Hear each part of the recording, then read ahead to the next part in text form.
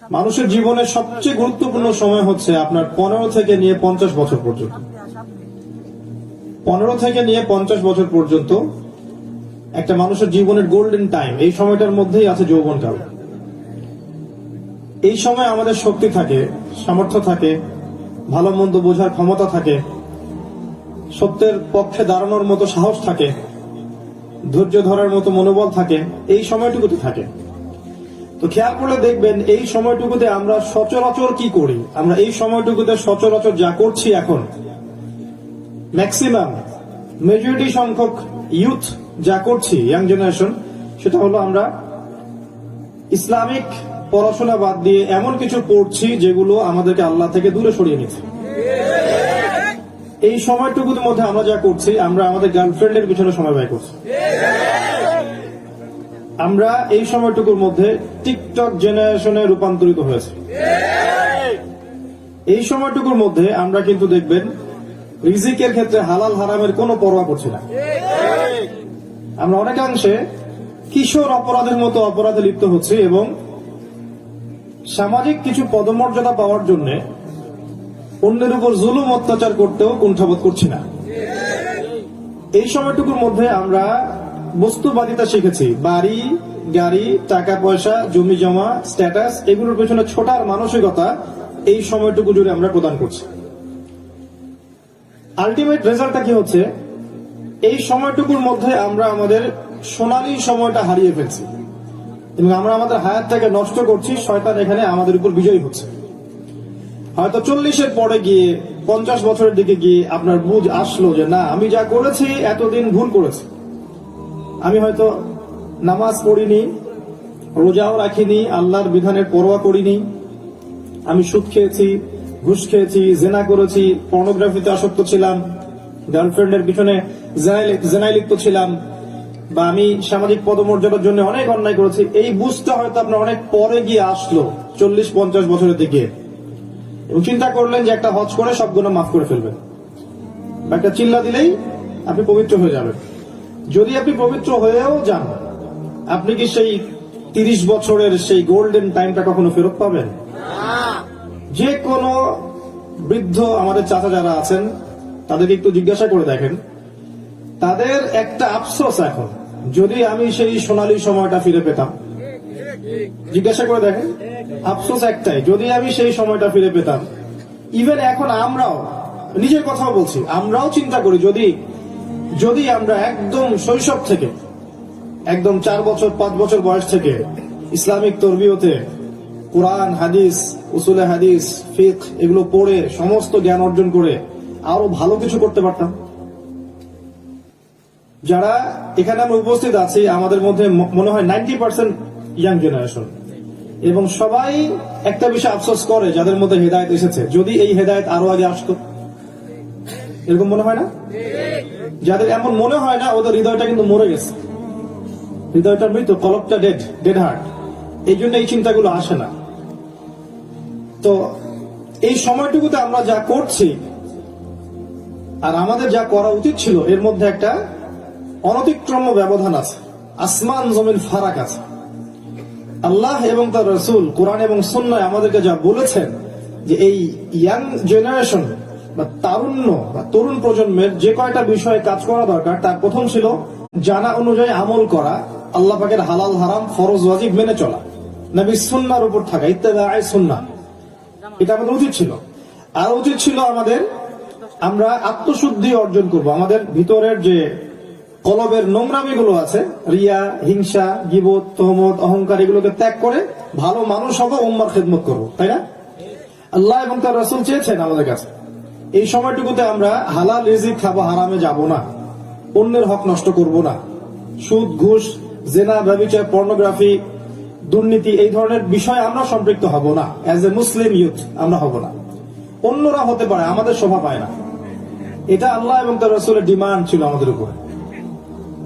আরো ছিল যে এই সময়টুকুতে আমরা নেককার স্ত্রী খুঁজে নেব এবং আদর্শ ইসলামিক পরিবার গড়ব, আমাদের সন্তান সন্ততিদেরকে ওই সুযোগ দিব যা আমরা পাই নাই। এটা উচিত ছিল। এবং এভাবে যৌবনকাল কাটানোর পর যখন আপনি 40 বা 50 বছরের দিকে যাবেন, তখন দেখবেন যৌবনে আপনি যতটা পরিশ্রম করেছেন দিনের জন্য, বার্ধক্যে তার চেয়ে বেশি ছুটতে পারবেন ইনশাআল্লাহ তাআলা। এগুলো উচিত ছিল, আল্লাহ এবং তার রাসূল আমাদের কাছে এগুলো চেয়েছে, কিন্তু আমরা আলটিমেটলি এই সময়টাকে কিভাবে নষ্ট করছি? ফেসবুকিং, ইউটিউবিং, হারাম মুভিজ দেখা, পর্নোগ্রাফি, একটা না একাধিক গার্লফ্রেন্ড, মাদকদ্রব্য, বিভিন্ন ক্যাটাগরিজের মাদকদ্রব্য, তারপরে কখনো কখনো পলিটিক্যাল পাওয়ারের পিছনে ছুটছি, এবং এটা ছুটতে গিয়ে দু একটা মার্ডার করতে আমি পিছু পা হচ্ছি না, কারণ যত বড় গুন্ডা হবে তত বড় পদ হবে। এগুলো করছি আমরা, কিন্তু আল্লাহ এবং তার রাসূল কি বলেছেন শোনেন। একটা হাদিসে নবী সাল্লাল্লাহু আলাইহি ওয়াসাল্লাম বলেছেন, ভালো করে শোনেন হাদিসটা, যে কিয়ামতের মাঠে আল্লাহ পাকের আরশের ছায়া ছাড়া কোনো ছায়া থাকবে না। এই দিন আল্লাহ রাব্বুল আলামিন 7 শ্রেণীর মানুষকে তার আরশের ছায়া ছায়া দিবেন। তার মধ্যে এক শ্রেণীর মানুষ হচ্ছে ওই যুবক যে তার পুরো যৌবনকালটা আল্লাহর ইবাদতে কাটিয়েছে। এই বয়সটুকুর মধ্যে যারা আমরা এগুলোর পিছনে ছুটলাম, তারা কি ওই সৌভাগ্য আদৌ পাবো?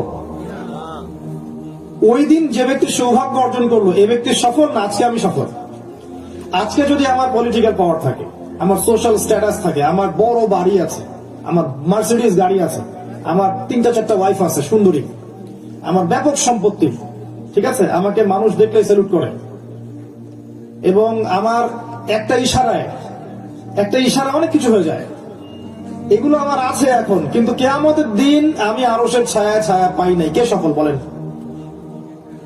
কে সফল? যার দুনিয়াতে এত কিছু আছে, আরশের ছায়া ছায়া পাই নাই, সে সফল? না যার দুনিয়াতে কিছুই নাই কিন্তু আরশের ছায়া কিয়ামতের মাঠে ছায়া পেয়েছে, সে সফল? কে সফল? সাফল্যের সংজ্ঞা কি? দুনিয়ার সফলতাই কি চূড়ান্ত, না পরকালের সফলতা চূড়ান্ত? আল্লাহ পাক কি বলেছেন? বাল তুফিরুনাল হায়াতাদ দুনিয়া, তোমরা দুনিয়ার জীবনকে প্রাধান্য দিচ্ছ, ওয়াল আখিরাহ খায়রু ওয়া আবকা, আখিরাত উত্তম চিরস্থায়ী।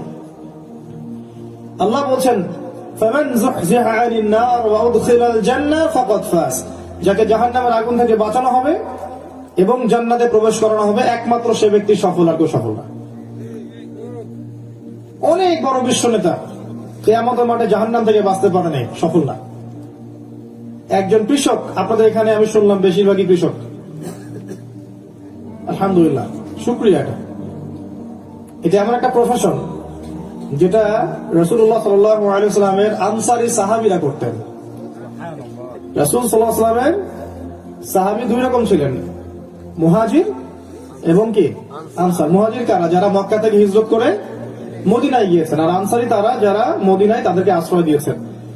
এবং ইসলামের জন্য সবচেয়ে বেশি ত্যাগ স্বীকারকারী সাহাবীদের মধ্যে আনসারী সাহাবীরা অন্যতম। নিজের কলিজা দিয়ে দিয়েছেন নবী সাল্লাল্লাহু আলাইহি ওয়াসাল্লামের জন্য। ওই সাহাবীদের প্রফেশন ছিল কৃষিকাজ। তাদের মন এত বড় ছিল, সাগরের মতো, আকাশের মতো। যখন মুহাজির সাহাবীরা গেলেন মদিনায় হিজরত করে, তাদের তো কোনো বাড়ি নাই, তখন বাড়ি আছে? বাড়ি নাই, কোনো ব্যবসা নাই, কিছুই নাই, নিঃস্ব হাতে চলে গেছে। তো নবী সাল্লাল্লাহু আলাইহি ওয়াসাল্লাম তখন আনসারী এবং মুহাজির সাহাবীদের মধ্যে ভ্রাতৃত্বের বন্ধন স্থাপন করলেন, তুমি তোমার দিনী ভাই, তুমি তোমার দিনী ভাই, এভাবে। তো আনসারী সাহাবীরা বলতেন, একজন সাহাবী এমনও বলেছিলেন যে ভাই আমার 2টা বাড়ি আছে, তুমি একটা নিয়ে নাও, একটা আমার থাক। ভাই আমার 2টা বাগান আছে, একটা তুমি নাও, একটা আমার থাক। এমনকি আমার 2টো স্ত্রী আছে, একটাকে আমি তালাক দিয়ে দিচ্ছি, তুমি বিয়ে করে নাও। কলিজা দেখেছেন? শুধু তাই না, মুহাজির সাহাবীরা ব্যবসায়ী ছিলেন, আনসারী সাহাবীরা ছিলেন কি কৃষি ভিত্তিক কাজ করতেন। তো নবী সাল্লাল্লাহু আলাইহি ওয়াসাল্লাম একবার আদেশ করলেন যে তারা কাজ করবে কৃষি ভিত্তিক, কাজ করার পর যে ফসলটা ফলবে তার কিছু অংশ মুহাজির সাহাবীদেরকে দিবে। তাও দিয়েছেন তারা।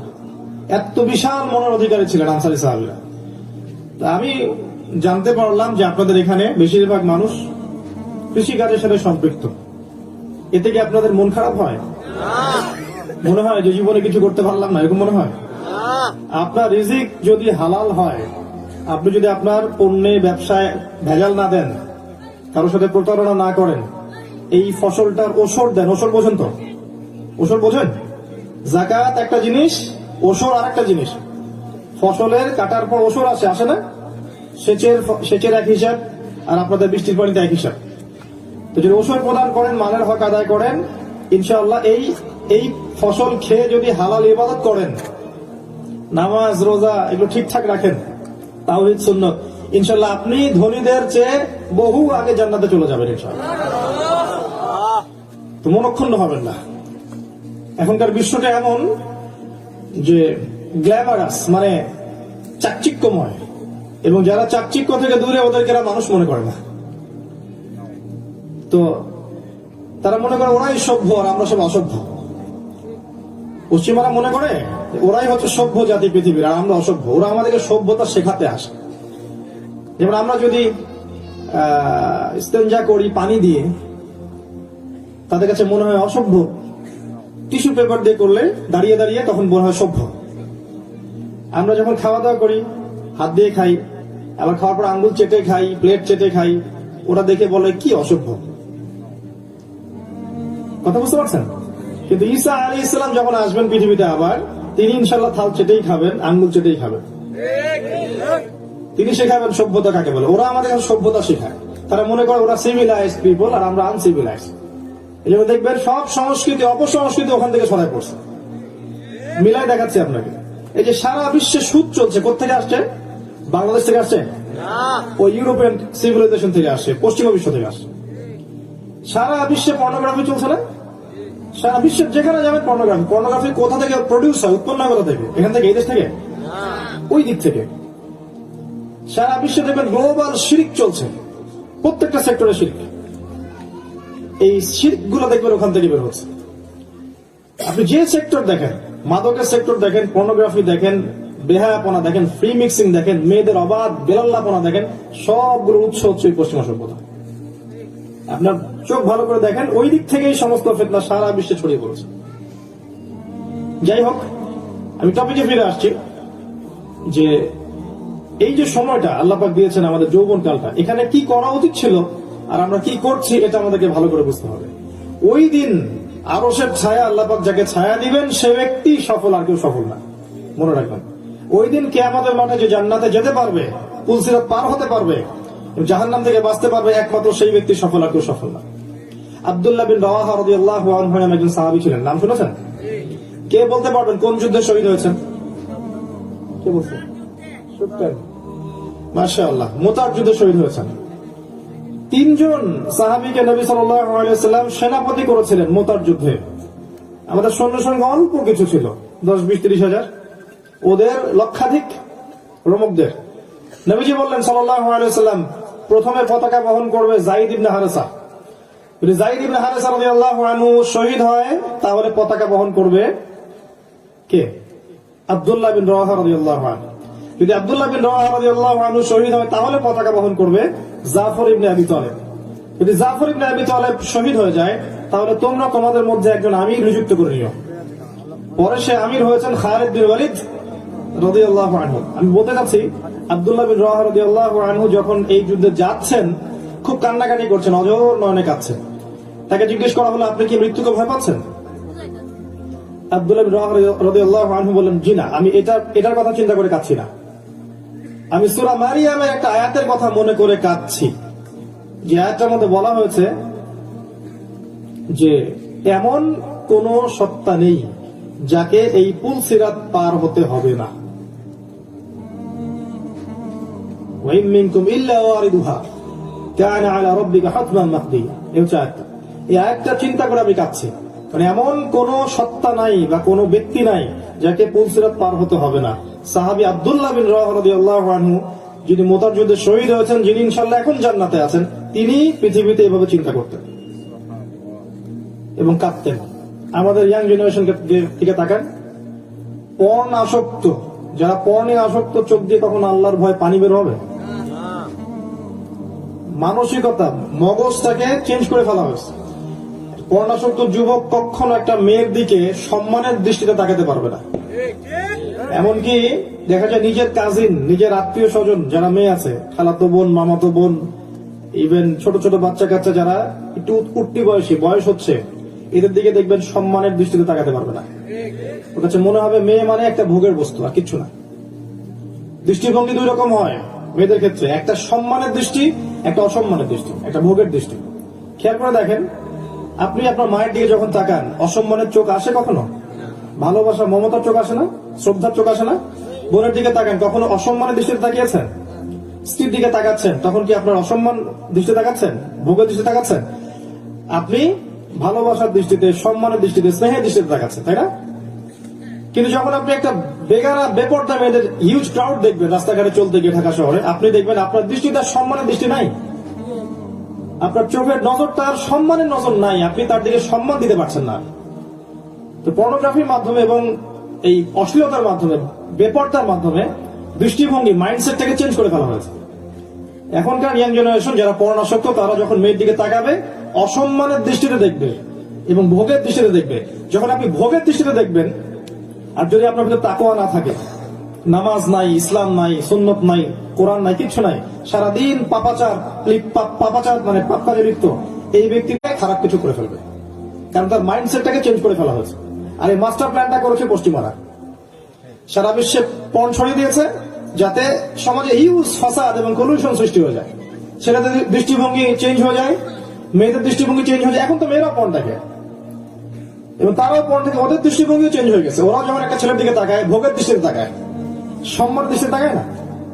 যারা এডিক্টেড, এটা ওয়ান কাইন্ড অফ, এটা এক ধরনের, এটা ওয়ান কাইন্ড অফ, ওই যে ড্রাগ অ্যাডিকশন আছে না, এটা একটা one kind of addiction. Pornography মাথায় সাময়িকভাবে একটা উত্তেজনা সৃষ্টি করে। আর যারা এভাবে এডিক্টেড, দেখবেন বৈবাহিক জীবন বলতে এদের কিছু নাই। বৈবাহিক জীবনে স্ত্রীকে স্যাটিসফাই করা, স্ত্রীকে প্রশান্তি দেওয়া এদের পক্ষে সম্ভব না। একটা স্ত্রী তার কাছে অনেক, একাধিক বিয়ে তো অনেক দূরের কথা। যারা পর্ন অ্যাডিক্টেড তাদের বিষয়টা এমন হয়, এবং দেখবেন বিয়ের আগেই বিয়ে করতে ভয় পাচ্ছে, এবং কারণ সে নিজের উপর জুলুম করে এমন এমন কিছু সমস্যা সৃষ্টি করে ফেলেছে নিজের উপরে, যে এখন সে আনকনফিডেন্ট যে আমি বিয়ে করলে আদৌ কিছু করতে পারবো কিনা। কথা কি বুঝতে পারছেন? এই বিষয়গুলো এমনি এমনি হয়নি, প্ল্যানিং করে ছড়িয়ে দেওয়া হয়েছে যাতে করে মাইন্ডসেটটা চেঞ্জ হয়ে যায়। আমাদের মাইন্ডসেটকে চেঞ্জ করা হয়েছে। দেখবেন আপনি আর আমি এখন এমন মানসিকতার মানুষ হয়ে গেছি যে আমরা প্রাইভেট লাইফ আর পাবলিক লাইফের পার্থক্য বুঝি না। ভালো করে বোঝেন, একটা পাবলিক লাইফ আছে, মানুষের সাথে ডিলিংস করি, পাবলিক লাইফ। প্রাইভেট লাইফ কি? প্রাইভেট লাইফে আপনি একা একা ঘুমান, একা একা আপনার স্ত্রীকে সময় দেন, আপনার প্রাইভেট একটা জীবন আছে না, ওই প্রাইভেসি, আপনার ব্যক্তিগত জীবন, কেউ এটা জানে না। এখনকার এই টেকনোলজি গুলো যা করেছে, সহজলভ্য করে দিয়ে যে আমাদের প্রাইভেট লাইফটাকে পাবলিক লাইফ করার মতো মানসিকতা তৈরি করে দিয়েছে। দেখবেন প্রাইভেট লাইফে একটা ছেলে তার ওয়াইফের সাথে শুয়ে আছে, সে সুন্দর করে একটা পিকচার তুলে ফেসবুকে দিয়ে দিল, করতেছে না? ওর এই চিন্তাটা নষ্ট হয়ে গেছে, কোনটা প্রাইভেট লাইফ আর কোনটা পাবলিক লাইফ। এই চিন্তাটা, চেতনাটাকে নষ্ট করে ফেলা হয়েছে, এবং এটা ওরা করছেন, আপনি নিজেই করে দিবেন। আপনার মাইন্ডসেট চেঞ্জ করে দেওয়া হয়েছে, ওরা করবে না, আপনি নিজেই নিজের সব আপলোড করা শুরু করবেন। ওই যে একটা হেলুসিনেশন বলে একটা কথা আছে না, যে মানুষকে ভ্রমের মধ্যে নিয়ে আসা, হিপনোটাইজ করা, কথা বোঝে না? হিপনোটাইজ করার মতো একটা কথা, অনেকটা হিপনোটাইজের মতো। আপনি নিজেই করবেন, নিজেই দেখবেন আপলোড দিচ্ছেন ফেসবুকে, নিজে টিকটক বানাচ্ছেন, নিজে দেখবেন ইউটিউবিং করছেন, নিজে ভিডিও করে দিয়ে দিচ্ছেন। ও কিন্তু আপনাকে করতে বলে নাই, আপনার মাইন্ডটাকে নিয়ন্ত্রণ করা হচ্ছে, এখন আপনার মাথাটাকে নিয়ন্ত্রণ করা হচ্ছে কিছু দিয়ে। এগুলো নিয়ে ভাববেন, দেখবেন আপনি নিজেই সবকিছু উন্মুক্ত করে দিচ্ছেন। আপনার ব্যক্তিগত জীবন, আপনার প্রাইভেট লাইফ, আপনার স্ত্রীকে নিয়ে ঘোরা, আপনার সন্তানকে নিয়ে এটা সেটা। একটা নতুন জামা কিনেছেন, ছবি তুলে দিয়ে দিবেন। স্ত্রীর সাথে কোথাও গেলেন, চটপটি খাচ্ছেন, ফুচকা খাচ্ছেন, ছবি তুলে দিয়ে দিবেন। মানে আপনি নিজেই দেখবেন নিজের সব সতর্কতা উন্মুক্ত করে দিচ্ছেন। একটা প্রাণী নিজের ব্যক্তিগত জীবন এবং পাবলিক জীবনের পার্থক্য বোঝে না। একটা প্রাণী, তার নাম কি জানেন? বাদর। বানর যারা আছে, বানরকে দেখবেন পাবলিকলি সেক্স করতেছে, আর একটা হচ্ছে কুকুর, পাবলিকলি সেক্স করবে জনসম্মুখে, তাই না? একে প্রাইভেটলি করে। এই জিনিসটাকে, এই মাইন্ডসেটটাকে এখন আমাদের মধ্যে ঢুকিয়ে দেওয়া হয়েছে, এখন আমরাও সব পাবলিকলি করছি। এটা কিন্তু এমনি এমনি হয়নি, এটা আপনাকে পর্ন দিয়ে আপনার মাথা থেকে পুরো ব্রেইন ওয়াশ করে ফেলা হয়েছে। খুব সিনসিয়ার থাকবেন তাদের ষড়যন্ত্রগুলো সম্পর্কে। এই যে মাদক, এমনি এমনি কিন্তু ছড়িয়ে দেওয়া হয়নি। এটা খাওয়ার এডিক্টেড যখন হয়ে যাবে একজন, তখন সে ভালো মন্দ, ন্যায় অন্যায়, হক বাতিল এগুলোর মানদণ্ডটা হারিয়ে ফেলবে। তার কাছে মন্দকে মনে হবে ভালো ভালো, আর ভালোকে মনে হবে খারাপ। তার কাছে আল্লাহ বিরোধী বিষয়গুলোকে মনে হবে এটা করা যায়, কোনো সমস্যা নেই। তার কাছে মনে হবে নামাজ পড়লেও ভালো, না পড়লেও কোনো সমস্যা নেই। তার একটা সুস্থ মাথা, কনফিডেন্ট মাথা, এই মাথার যে ধারণ ক্ষমতাটাকে নষ্ট করে ফেলা হচ্ছে মাদক দিয়ে। আর এর বিভিন্ন ক্যাটাগরিজ এখন চলছে সমাজে। সিগারেট থেকে শুরু হয়, আস্তে আস্তে গাঁজা, ফেন্সিডিল, ইয়াবা, বিভিন্ন মাদক খাচ্ছে এবং সমস্ত শ্রেণীর মধ্যে ঢুকিয়ে দেওয়া হচ্ছে, কি গরিব আর কি ধনী। ঢাকার এলিট সোসাইটির দিকে তাকাবেন, দেখবেন এলিট সোসাইটির অনেক মেজরিটি সংখ্যক ইউথ দেখবেন এই যে বার গুলোতে, ইয়াবা সেন্টার গুলোতে, সবগুলোতে গিয়ে পড়ে আছে। এদের টাকার অভাব নাই, এদের মনের মধ্যে শুধু সুখ নাই, সুখ খুঁজতে যায়। তাদেরকে কেউ হেদায়েতের আলো পৌঁছাতে পারেনি এখনো, যে ওই সুখ, ওই প্রশান্তি ওই বারের মধ্যে নাই, কোরআনের কাছে আছে। আর যখন বলবেন যে এগুলো বাদ দিয়ে কোরআনের কাছে আসলে সুখ এবং শান্তি পাবে, প্রশান্তি পাবে, তখন আপনাকে তারা বলবে আপনি মৌলবাদী। অদ্ভুত বিষয়, মানে পুরো ওয়ার্ল্ডটা এখন শয়তানি এবং দাজ্জালি, চারিদিকে ফিতনা, চতুর্দিকে ফিতনা, যেদিকে তাকাবেন সেদিকে ফিতনা। আপনি কোন দিকে পা দিবেন? আর এই যুগে দাড়ি টুপি পাগড়ি জুব্বা নিয়ে আমি যদি মনে করি আমি খুব পাক্কা মুসলিম হয়ে আছি, তা আমার চেয়ে বড় বোকা আসলে পৃথিবীতে কেউ নেই। একটা ধরেন কওমে লুত আলাইহিস সালামের কওম, এই লুত আলাইহিস সালামের কওমের মধ্যে একজন যদি বসে বসে তাসবিহ টিপতে থাকে সুবহানাল্লাহ আলহামদুলিল্লাহ, আর যদি মনে করে যে আমি খুব পরেশগার মানুষ, এর চেয়ে বোকা কেউ মানুষ আছে? যখন সমাজের সমস্ত মানুষ জেনা করছে, ওই সমকামিতা লিপ্ত, তখন কিছু মানুষ বসে বসে তাসবিহ টিপছে, মনে করছে আমি খুব ভালো মানুষ। যদিও সনদটা দুর্বল, আল্লাহ পাক বলেছেন ওই ভালোগুলোকে সহ ধ্বংস করে দাও। আল্লাহ পাকের আদেশ ছিল, সনদটা যায়ীফ, কিন্তু আছে হাদিস যে আল্লাহ ওখানে তো আপনার ইবাদত গুজার কিন্তু কিছু বান্দা আছে, তো ওদেরকে সহ ধ্বংস করে দাও। অমেলত। তো যে কথাটা বলতে এতগুলো কথা আসলো, যে শেষ বিচারের দিনে যে ব্যক্তি আল্লাহ পাকের রহমত পাবে, জাহান্নাম থেকে বাঁচতে পারবে, আরো সে ছায়া পাবে, এই ব্যক্তিরাই হচ্ছে সফল, আর কেউ সফল না।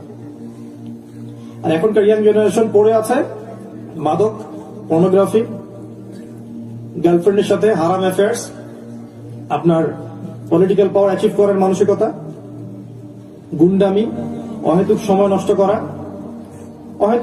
করা, আড্ডা পিটানো, এমন কিছু বইপত্র পড়া যেগুলোর সাথে আল্লাহ এবং রাসূলের কোনো সম্পর্ক নাই।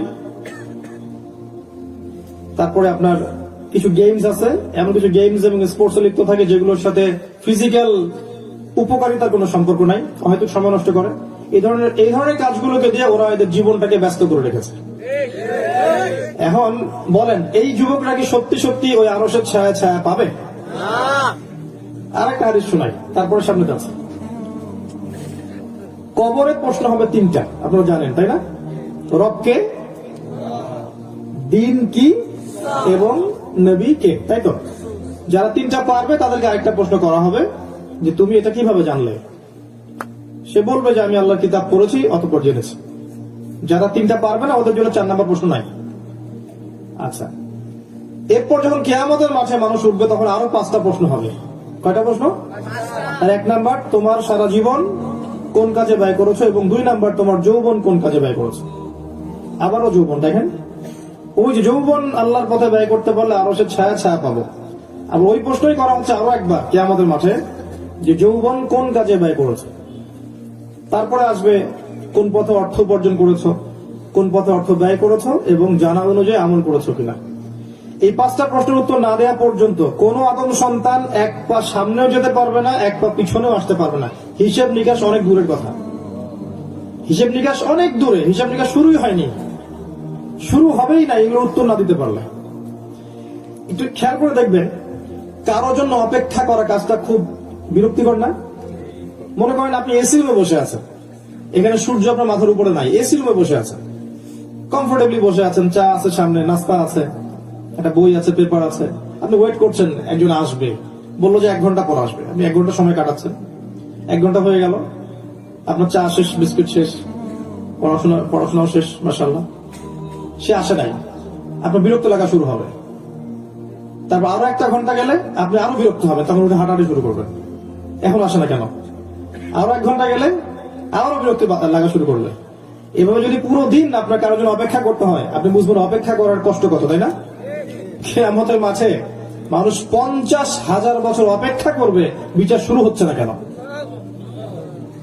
50,000 বছর মানুষ অপেক্ষা করবে, বিচার শুরু হচ্ছে না কেন? তো বিচার তো পরের কথা, এই শুরুটাই হচ্ছে অনেক কঠিন একটা বিষয়। এবং সবাই ওই দিন সবাই এই যে হাঁটুর ভরে নিচে বসে থাকবে। আদম আলাইহিস সালাম ইয়া নাফসি, জাহান্নাম চিৎকার দিবে, জাহান্নামকে টেনে আনা হবে, জানেন তো আপনারা, জাহান্নামকে টেনে নিয়ে আসা হবে এবং তার উপরে পুলসিরাত স্থাপন করা হবে এবং জান্নাতকে নিকটবর্তী করা হবে। মানে এই পুলসিরাত পার হয়ে জান্নাতে যেতে হবে, জাহান্নাম নিচে। জাহান্নাম প্রচন্ড গর্জন করবে, সূরা মুলকের মধ্যে আছে, দেখবেন, সূরা মুলকের মধ্যে আছে না, পরে দেখবেন জাহান্নাম প্রচন্ড গর্জন ফেটে পড়বে একদম। তো এই চিৎকার শুনে আদম আলাইহিস সালাম হাঁটুতে, ইয়া নাফসি, ইয়া নাফসি, হে আল্লাহ আমাকে বাঁচা, আমাকে, আমার নফস, আল্লাহ আমাকে বাঁচা, শুধু আমাকে বাঁচা। নূহ আলাইহিস সালাম ইয়া নাফসি, ইব্রাহিম আলাইহিস সালাম ইয়া নাফসি, নবী মূসা ইয়া নাফসি, ইব্রাহিম, ইসমাঈল, ইসহাক, ইয়াকুব, দাউদ, সুলাইমান, হুদ, সালেহ, সবাই ইয়া নাফসি। তবে একজন ব্যক্তি বলবেন ইয়া উম্মতি, ইয়া উম্মতি। কে তিনি? এখন পর্যন্ত যুব সমাজ আপনারা বুঝতে পারলেন না যে কে আপনার আপন, কে আপনার আইডল, কে আপনার আদর্শ, কে আপনার পথ চলার ধারক বাহক, কে আপনাকে পরকালে কবিরা গুনাহ থেকে সুপারিশ করবে। আজ পর্যন্ত চিন্তা পারলেন না। আজ পর্যন্ত আপনার আইডল থেকে গেল ওই ইন্ডিয়ান কোন হিরো, পশ্চিমা কোন হিরো, একটা ক্রিকেটার, একটা ফুটবলার, একটা মিউজিশিয়ান। আজ পর্যন্ত স্টিল না, এখন পর্যন্ত চিনতে পারলেন না মুহাম্মদ সাল্লাল্লাহু আলাইহি ওয়াসাল্লাম কে, তার সুন্নতের গুরুত্ব কত। এখনো আপনার দাড়ি রাখলে লজ্জা বোধ হয়, টাকনুর উপর কাপড় তুলে লজ্জা বোধ হয়, আপনার জুব্বা পরলে, একটু বাবরি চুল রাখলে, আপনার ঢিলা ঢালা পোশাক পরলে, তার মতো একটু রাতে তাহাজ্জুদে দাঁড়ালে, তাওহীদের কথা বললে, তার দিনের দাওয়াতি কাজ করলে, তার দিনের মূলনীতিগুলো মেনে চললে আপনার লজ্জা লাগে, কষ্ট হয়। এখনো দিনের পথে চলার সময় যখন প্রতিবন্ধকতা আসে, মানুষ ভালো মন্দ বলে, মন খারাপ হয়ে যায়। আপনি কার দিন নিয়ে চলছেন? আপনি মুহাম্মদ সাল্লাল্লাহু আলাইহি ওয়াসাল্লামের দিন নিয়ে চলছেন। গর্বের সাথে বুক ফুলিয়ে সুন্নতের উপর আমল করবেন, গর্বের সাথে বুক ফুলিয়ে সুন্নাহর উপর আমল করবেন। দাড়ি ছেড়ে দিবেন, মোচ কেটে ফেলবেন, টাকনুর উপর কাপড় তুলে ফেলবেন, সমস্ত যে হারাম অ্যাফেয়ার্স, ফোন নাম্বার ডিলিট করে ফেলে দিবেন। বলবেন যে আমি আল্লাহর পথে চলছি, যদি তুমি তওবা করে ফিরে আসতে পারো, তোমার বাবার কাছে বিয়ের প্রস্তাব দিব। যদি বিয়ে দেয় আলহামদুলিল্লাহ, ভালো, না হলে তুমি তোমার রাস্তা দেখো, আমি আমার রাস্তা দেখো, শেষ। ক্লিয়ার কাট কথা বলে ফেলবেন। আর এবং এর আগে আপনি আপনার জন্য একটা হালাল রিজিকের ব্যবস্থা করবেন। যে রিজিকই হোক, হালাল হলে বুক ফুলিয়ে বলবেন আমার 10,000 টাকা উপার্জনের সামর্থ্য আছে, আমার 20,000 টাকা উপার্জনের সামর্থ্য আছে। আপনার যদি পোষায় আপনার মেয়েকে দেন, না হলে আমি আমার মতো করে খুঁজে নেব ইনশাআল্লাহ। আপনি দেখবেন আল্লাহ পাক তার চেয়ে 1000 গুণ উত্তম পবিত্র স্ত্রী আপনাকে দান করেছেন। আর সৌন্দর্য, বংশমর্যাদা, শ্বশুরের টাকা পয়সা, জমি জমা এগুলো থাকবে না, দিনদারিতা থাকবে। যদি আপনার স্ত্রীর মধ্যে দিনদারিতা থাকে, আপনি এই পৃথিবীতে জান্নাতের মতো থাকবেন ইনশাআল্লাহ। দিনদারিতা নাই, দেখবেন দুনিয়া হয়ে যাবে জাহান্নাম। একটা কথা বলি, সব বোরখার পিছনে দিনদারিতা থাকে না, এটা মনে রাখবেন। বোরখা পরে মেয়ে দেখতে গেছেন, দেখলেন বোরখাওয়ালি, পাগল হয়ে যায় না, পাগল হওয়ার দরকার নাই। বোরখার পিছনে সত্যিকার দিনদারিতা নাও থাকতে পারে, তো আল্লাহর কাছে চাইতে হবে, রব্বানা হাব লানা মিন আজওয়াজিনা ওয়া যুররিয়াতিনা কুররাতা আ'য়ুন ওয়াজআলনা লিল মুত্তাকিনা ইমামা, দোয়া করতে হবে এবং ইস্তেখারার নামাজ পড়তেই থাকতে হবে। তাড়াহুড়া করবেন না, তাড়াহুড়া করলে বিপদে পড়তে পারেন। ওকে, এবার আসেন যে নবী সাল্লাল্লাহু আলাইহি ওয়াসাল্লামের সুন্নাহ মাফিক চলতে গেলে যখন এগুলো ছাড়তে হবে, আপনাকে মিউজিক ছাড়তে হবে, আপনাকে গার্লফ্রেন্ড ছাড়তে হবে, হারাম এই যে জিনার পথ ছাড়তে হবে, মাদকের পথ ছাড়তে হবে, আপনার গিটার বাদ্যযন্ত্র, অহেতুক যে কথা কাজগুলো লিপ্ত ছিল এগুলো ছাড়তে হবে। ছাড়ার পর দেখবেন আপনার কাছে মনে হচ্ছে যে, শোনেন, ছাড়ার পর দেখবেন আপনার কাছে মনে হচ্ছে যে সারা দুনিয়া আপনাকে ত্যাগ করেছে, কিন্তু আপনাকে আল্লাহ রাব্বুল আলামিন কোলে তুলে নিয়েছে। কারণ আমি বলি, কারণ হাদিসে এসেছে যখন একজন আল্লাহর বান্দা আল্লাহর দিকে এক হাত এগিয়ে যাবে, আল্লাহ পাক আরো বেশি এগিয়ে আসবেন। সে যখন হেঁটে হেঁটে যাবে, আল্লাহ পাক দৌড়ে চলে আসবে। আপনি হয়তো সবকিছু থেকে রিটাস্ট হয়ে যাবেন। আপনার পরিবার হয়তো ভালো মন্দ বলতে পারে, আপনাকে বন্ধু মহল ভালো মন্দ বলতে পারে, হ্যাঁ, কেউ কেউ আপনাকে আবার জঙ্গি সন্ত্রাসীও বলতে পারে, আরো অনেক বাজে মন্তব্য করতে পারে। বাট আপনি বুঝবেন, আপনি ফিল করবেন যে সবাই আপনাকে ছেড়ে দিয়েছে, কিন্তু আল্লাহ আপনাকে ছাড়েন নাই। আর যে আল্লাহকে পেয়েছে তার কিছু প্রয়োজন নাই, আর যে আল্লাহকে পায় নাই, দুনিয়ার সবকিছু পেয়েছে, আসলে কিছুই পায় না। এ কি পেয়েছে মরার পরে বুঝতে পারবে। অতএব দুনিয়াতে হায়াত থাকতে আল্লাহকে আপন করে নেন। আমি অনেক দিন বলেছি, আবারও বলছি, আল্লাহ ছাড়া প্রকৃত অর্থে আপন বলতে কেউ নাই, কেউই না। আছি আমরা হয়তো সবাই আশপাশে, কিন্তু আল্লাহ ছাড়া প্রকৃত অর্থে আপন বলতে কেউ নাই। এবং আল্লাহ ছাড়া আপনাকে প্রকৃত অর্থে কেউ বুঝবেও না কখনো, কারণ আপনার মনের ব্যাপারটা সরাসরি আল্লাহ জানেন। আপনি যদি মন থেকে ফ্রেশ হন, কলবুন সালিম, একটা পরিচ্ছন্ন হৃদয় থাকে, আপনার সাথে আল্লাহ পাকের সম্পর্ক হবে একদম ডাইরেক্ট সম্পর্ক ইনশাআল্লাহ। আর মনে মনে যদি কলুষতা থাকে, দেখবেন আপনার মন থেকে আল্লাহর জন্য ডাক আসছে না, এবং আপনার মনের মধ্যে থেকে আল্লাহকে ডেকে চোখ দিয়ে পানি বের হচ্ছে না, কারণ মনের মধ্যে কলুষতা আছে। তো প্রিয় ভাইরা, আমি নিজেও একজন যুবক, আমি আপনাদের সাইকোলজি গুলো কিছুটা হলেও বুঝি, যে এখন আপনারা যে সমাজে বাস করছেন, যে ফিতনার যুগে বাস করছেন, এখানে মূলত আপনারা যা করছেন, পড়াশোনা করছেন এমন ট্র্যাকে, যে ট্র্যাক আপনাকে আল্লাহর পথ থেকে সরিয়ে দিচ্ছে, কোন কোন ক্ষেত্রে আপনাকে নাস্তিক পর্যন্ত বানিয়ে দিচ্ছে। আপনি এখন যেহেতু সবাই একটা ফ্লোর মধ্যে চলছে, এই কারণে দেখা যায় যে হারাম কাজগুলোতে লিপ্ত না হলে মানুষ আপনাকে বলছে আবার আনসোশ্যাল, কেমন জানি, কি রে তুই সিগারেট খাইস না, কি রে তোর একটা গার্লফ্রেন্ড নাই, কোনোদিন একটা মদ খাইস নাই, একটু গান বাজনা শুনলে কি হয়। মানুষ আপনাকে বলবো যে আপনি মনে হয় এলিয়েন, আর ওরা হচ্ছে এই পৃথিবীর প্রাণী, তাই না? আমি জানি এগুলো হবে আপনাদের সাথে, এবং হবে, সাকিনা, প্রশান্তি পাবে। এবং একটা জিনিস আল্লাহ আপনাকে দিয়েছেন, যেটা আপনার হাতে থাকলে সারা দুনিয়াও যদি চলে যায়, আপনার কোনো আফসোস থাকবে না।